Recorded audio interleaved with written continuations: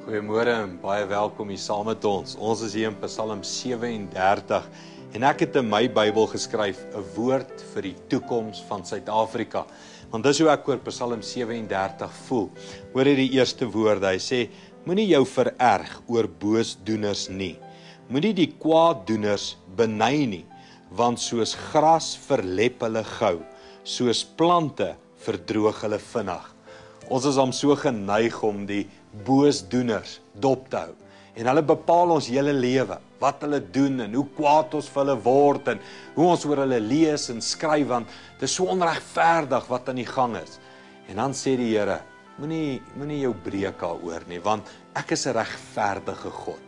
En ek sal nie toelaat dat iemand se boosheid net aanhou en mense en onskuldige mense aanhou verwoes nie. Hou hulle maar dop en weet jy wat gaan jy sien?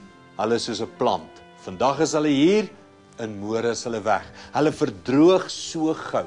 Jy sien, God se prentjie is ewig.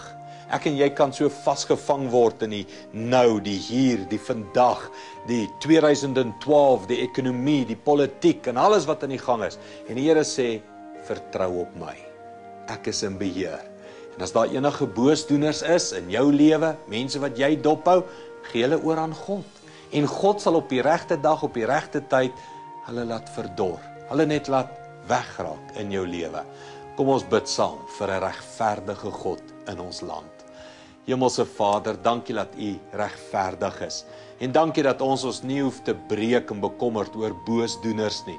U sal regverdig oordeel. Dankie daarvoor, Here, in Jesus naam. Amen. Goed gaan, tot môre toe.